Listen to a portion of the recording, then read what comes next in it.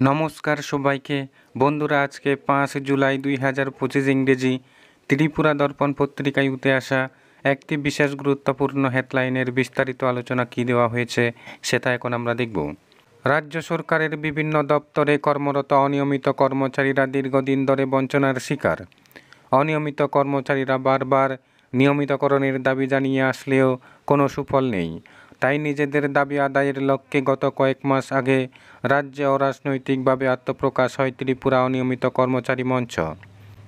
বিগত বামফ্রন্ট সরকারের সময়ে অনিয়মিত কর্মচারীরা 10 বছর পেশাগত দায়িত্ব পালন করার পরেই নিয়ম অনুযায়ী নিয়মিতকরণ হতেন, কিন্তু সেই নিয়ম বর্তমান সরকার স্থগিত করে দেয়।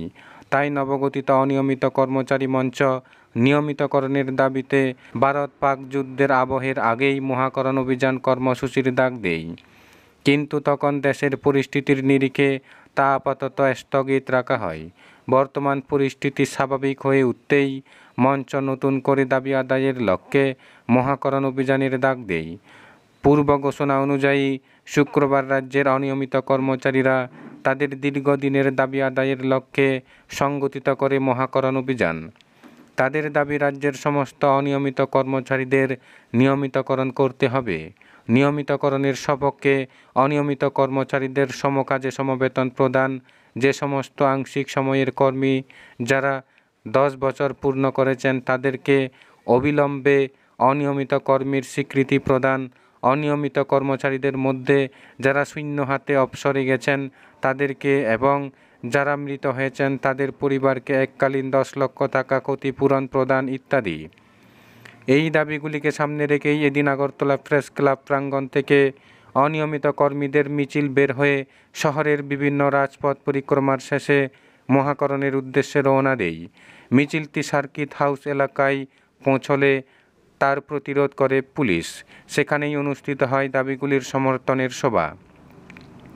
পরে এক প্রতিনিধি দল মহাকরণে গিয়ে রাজ্যের মুখ্য সচিবের সাথে মিলিত হয়ে দাবি সনদ স্মারকলিপি তুলে দেন। এই আন্দোলন কর্মসূচির নেতৃত্ব দেন অনিয়মিত কর্মচারী মঞ্চের আহ্বায়ক রাজ্যের বরিষ্ঠ আইনজীবী পুরুষোত্তম রায় বর্মন।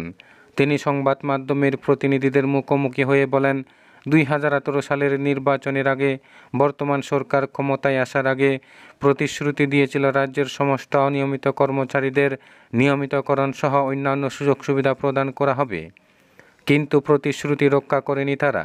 সরকার অনিয়মিত কর্মচারীদের সাথে বিশ্বাসঘাতকতা করেছে। উল্টো অনিয়মিত কর্মচারীদের পূর্বেকার বিজ্ঞপ্তি বাতিল করে দেয়। তখন তারা বলেছিল অনিয়মিত কর্মচারীদের সুযোগ সুবিধা প্রদানের জন্য নতুনভাবে সার্কুলার জারি করা হবে, কিন্তু দীর্ঘ প্রায় 7 বছর অতিক্রম হলেও এখনও পর্যন্ত কোনো প্রকল্প গ্রহণ করা হয়নি। গত 7 থেকে 8 বছরে একজন অনিয়মিত কর্মীও নিয়মিতকরণ হয়নি। রাজ্য সরকারের প্রতিটি দপ্তরে প্রচুর সংখ্যক শূন্য পদ রয়েছে, আর এই শূন্য পদগুলির দায়িত্ব পালন করছেন অনিয়মিত কর্মচারীরা। অনিয়মিত কর্মচারীদের জীবনের কোনো নিরাপত্তা নেই। সুপ্রিম কোর্ট নির্দেশ দিয়েছিল অনিয়মিত কর্মচারীদের নিয়মিতকরণের জন্য স্কিম তৈরি করার, কিন্তু এই নির্দেশ মানছে না সরকার। ফলে অনিয়মিত কর্মচারীদের দেয়ালে পিঠ থেকে গেছে।